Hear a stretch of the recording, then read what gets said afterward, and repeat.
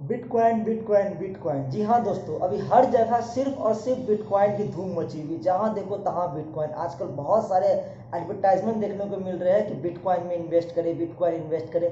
आखिर बिटकॉइन है क्या, ये आज तक बहुत लोगों को पता ही नहीं चला कि आज तक बिटकॉइन है क्या, बिटकॉइन का यूज़ क्या होता है, बिटकॉइन को कैसे माइन कर सकते हैं। तो आज मैं आपको बिटकॉइन के बारे में सारी जानकारी देने वाला हूँ और मैं बताऊंगा कि बिटकॉइन काम कैसे करता है, बिटकॉइन का यूज़ क्या है, और ये बिटकॉइन की जो हम लोग एक्सचेंज या लेन देन करते हैं वो कैसे करते हैं। तो जी हाँ दोस्तों, मेरा नाम है विशाल और आप देख रहे हैं टिक एंड टेक। तो चलिए आज जानते हैं बिटकॉइन के बारे में।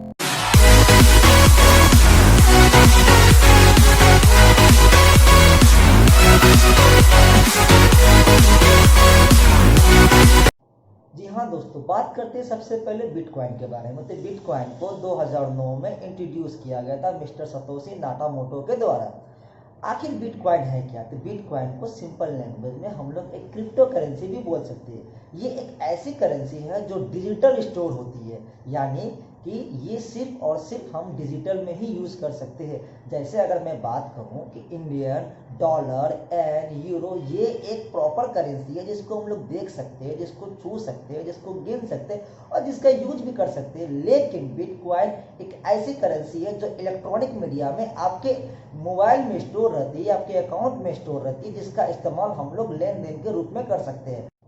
अगर मैं बात करता हूँ नॉर्मल करेंसी के बारे में, तो नॉर्मल करेंसी काम कैसे करती है। सपोज ये एक नॉर्मल पेपर है और ये एक करेंसी है। तो आखिर नॉर्मल पेपर और करेंसी में काम कैसी होती है, क्योंकि दोनों तो कागज़ की बनी होती है। तो नॉर्मल पेपर में कोई भी बैंक या कोई ऑथराइज नहीं होती है, लेकिन जो करेंसी होती है उसमें हमारी बैंक, गवर्नमेंट और कुछ ऑथराइज्ड लीगल सिग्नेचर होती है, जो मिलकर ये डिसाइड करती है कि हाँ ये करेंसी इतने की है और ये करेंसी का इस्तेमाल हम लोग ऐसे कर सकते हैं। सपोज अगर हम लोग बात करते हैं इंडियन करेंसी के बारे में, तो इंडियन करेंसी में आरबीआई और हमारे गवर्नर की साइन होती है और ये सब मिलकर डिसाइड करते हैं कि हाँ ये करेंसी इतने की, चाहे 5 की हो, 10 की हो, 20 की हो, तो ये करेंसी काम करती है। लेकिन बिटकॉइन के लिए ऐसी कोई बैंक या गवर्नमेंट ऑथराइज नहीं होती है, इसका ना ही कोई प्रॉपर मालिक होता है। इस करेंसी का इस्तेमाल आप सिर्फ और सिर्फ डिजिटल इलेक्ट्रॉनिक मीडिया के लिए ही कर सकते हैं।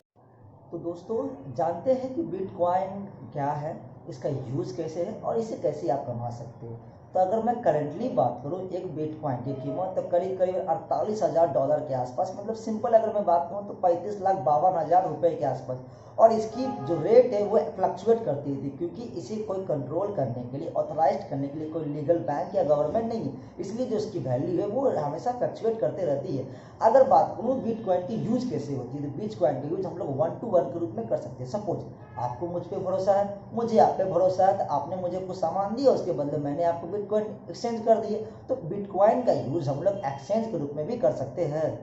बिटकॉइन को एक्सचेंज करने के लिए कोई भी प्रॉब्लम आती नहीं है और यहाँ पे आपका अकाउंट फ्रीज भी नहीं हो सकता। क्यों? क्योंकि आपको किसी बैंक के थ्रू होकर जानी नहीं पड़ती है। अब बैंक के थ्रू अगर मैं किसी को कोई भी रुपए एक्सचेंज करता हूँ या देता हूँ, तो कुछ अथॉरिटी होती है, कुछ लीगल अथॉरिटी होती है, कुछ परमिशन होती है और कुछ पॉलिसी होती है कि हाँ इस पॉलिसी के थ्रू ही हम लोग किसी को एक्सचेंज या कुछ भी दे सकते हैं। लेकिन बिटकॉइन में ऐसी कोई लीगल अथॉरिटी नहीं है, ना ही आपका अकाउंट फ्रीज होने का कोई भी टेंशन है। आप बिटकॉइन डायरेक्ट 1 to 1 किसी कर सकते हैं, क्योंकि ये बिटकॉइन जो है ये किसी भी बैंक के थ्रू काम नहीं करती। ये बिटकॉइन हम लोग direct hand to hand digital electronic media के थ्रू किसी को भी सप्लाई कर सकते हैं। अब सवाल यह है कि बिटकॉइन को कमाया कैसे जा सकता है, बिटकॉइन को खर्च कैसे किया जाता है। बिटकॉइन कमाने का सबसे आसान और सरल तरीका, या तो आप बिटकॉइन को खरीद लीजिए। जैसे अभी एक बिटकॉइन की कीमत करीबन करीबन 48,000 डॉलर है, तो मैंने किसी को 48,000 डॉलर दिए, अब बदले मुझे वो बिटकॉइन मिल गए। वो बिटकॉइन ऐसी नहीं है कि वो मेरी पॉकेट में आएगी, वो बिटकॉइन इलेक्ट्रॉनिक मीडिया में मेरे अकाउंट में सेव होगी। तो ये बिटकॉइन का तरीका है। या तो बिटकॉइन को हम लोग किसी भी गुड्स को बेच के सप्लाई कर सकते हैं, खरीद सकते हैं। सपोज ये इसकी एक कीमत है मान लीजिए 500 डॉलर, तो मैंने इसको कस्टमर को बेचा और उस 500 डॉलर के बदले उस कस्टमर ने मुझे बिटकॉइन दी और वो बिटकॉइन सीधा स्टोर हो गया मेरे इलेक्ट्रॉनिक मीडिया में। तो ये तो हुआ तरीका। दूसरा तरीका बिटकॉइन कमाने का, बिटकॉइन कमाने का दूसरा तरीका होता है माइनिंग। जी हाँ दोस्तों, और यही एक तरीका है जिससे कि नए नए बिटकॉइन मार्केट में आते हैं। बिटकॉइन करीबन करीबन 21 मिलियन बिटकॉइन तक इसको माइनिंग किया जा सकता है और ऐसा माना गया है कि 2140 साल के बाद, यानी करीबन करीबन 119 साल के बाद बिटकॉइन नए मार्केट में आने बंद हो जाएंगे, क्योंकि अभी सिर्फ और सिर्फ हम लोग 21 मिलियन तक ही बिटकॉइन को माइनिंग कर सकते हैं। अब बिटकॉइन माइनिंग कैसे किया जाता है, तो बिटकॉइन माइनिंग करने के लिए सबसे चाहिए हमें पावरफुल कंप्यूटर। सीपीयू से भी आप कर सकते हैं, लेकिन सीपीयू आजकल बहुत ही ऑड हुआ। आजकल हम लोग गेमिंग प्रोसेसर यूनिट का इस्तेमाल कर सकते हैं, जीपीयू का, जिसके लिए हार्ड जीपीयू चाहिए और हार्ड एसिक्स चाहिए, जिसके थ्रू हम लोग बिटकॉइन को माइनिंग कर सकते हैं। चलिए बात करते हैं। फॉर एग्जांपल, अगर मेरे पास कुछ बिटकॉइन या 2 बिटकॉइन 3 बिटकॉइन है मेरे पास, और उस बिटकॉइन में कुछ बिटकॉइन मैं आपको सप्लाई करना चाहता हूँ। अगर मैं वो बैंक के थ्रू जाऊँगा तो बैंक क्या करेगी, बैंक एक लीगल चेक करेगी कि जो मैंने चेक आपको लिख के दिया है कि वो चेक ऑथराइज है कि नहीं, जिसके नाम पे मैंने दिया है वो है कि नहीं, वो दोनों वेरीफाई करेगी। और वेरीफाई करने के बाद जो फीस कटेगी, वो फीस कटने के बाद मुझे प्रॉपर पैसे मिल जाएंगे। लेकिन बिटकॉइन में तो ऐसी कोई ऑथराइज होती ही नहीं है, क्योंकि बैंक बिटकॉइन ना ही बैंक और ना ही गवर्नमेंट ऑथराइज करती है। तो आखिर बिटकॉइन को वेरीफाई कौन करता है? मैंने अगर आपको बिटकॉइन अगर आपको मुझे सेंड करना है तो मैंने तो एक सेटअप तैयार कर लिया कि हाँ भाई, इस सेटअप से मैं बिटकॉइन को आपको दूंगा। तो ये जब मैं बिटकॉइन आपको दूंगा तो उस बिटकॉइन के साथ एक मैथ प्रॉब्लम अटैच्ड होती है।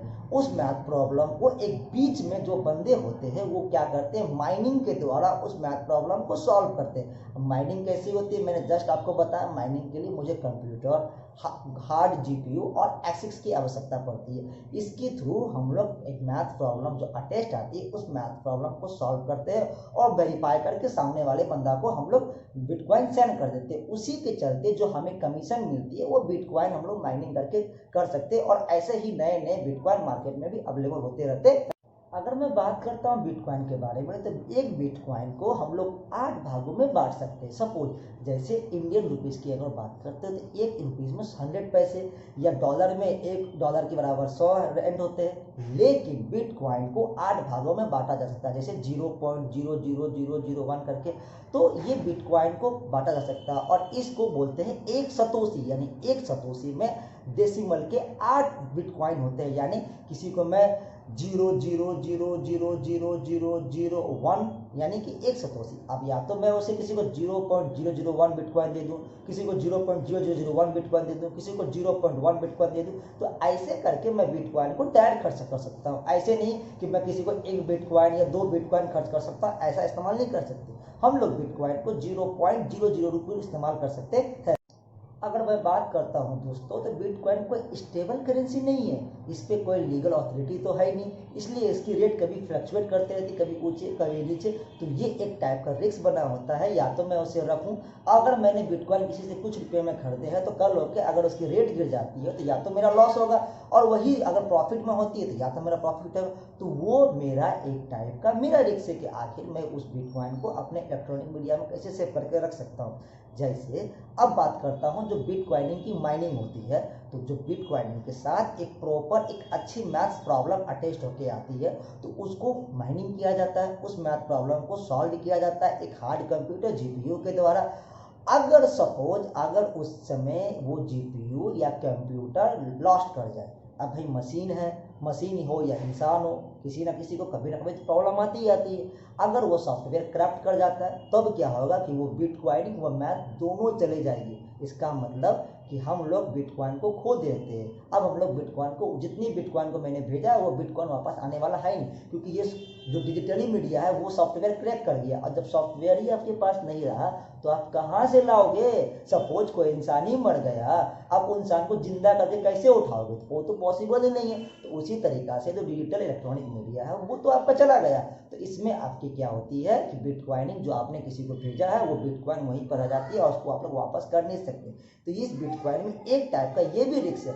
और चूंकि बिटकॉइन जो है वो अनऑथराइज्ड होती है, इसमें कोई ऑथराइज नहीं है, तो कल होके अगर बिटकॉइन में आपके साथ कोई फ्रॉड होता है तो आप इस बिटकॉइन को कभी भी किसी भी पुलिस कंप्लेन नहीं कर सकते, क्योंकि इसमें तो कोई ऑथराइज है ही नहीं। ये सारी की सारी आपकी रिस्क है कि बिटकॉइन होता क्या, आपको कैसे रखना अपने पास।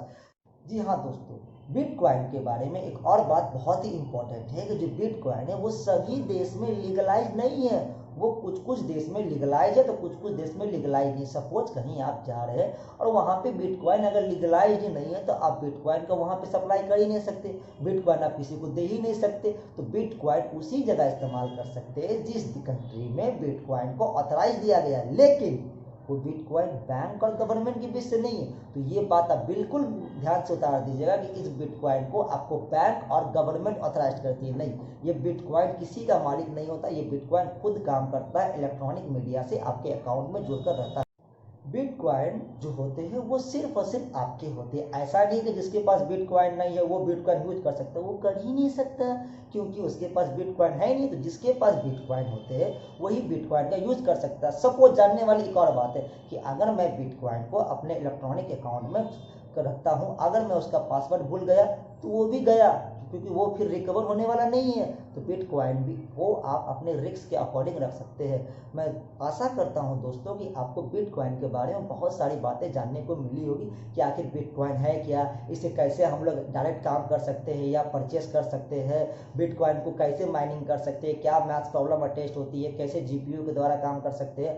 अगर इन सब बातों में कोई सुझाव हो तब सुझाव देना बिल्कुल ना भूलें। और अगर आपको ये मेरा वीडियो पसंद आता है तो इस वीडियो को लाइक, कमेंट, शेयर और हाँ, सबसे मोस्ट इंपॉर्टेंट बात है, इस वीडियो को सब्सक्राइब करना बिल्कुल ना भूलें और बने रहे ऐसे ही नए नए वीडियो के लिए और देखते रहे tech tech. Thank you so much.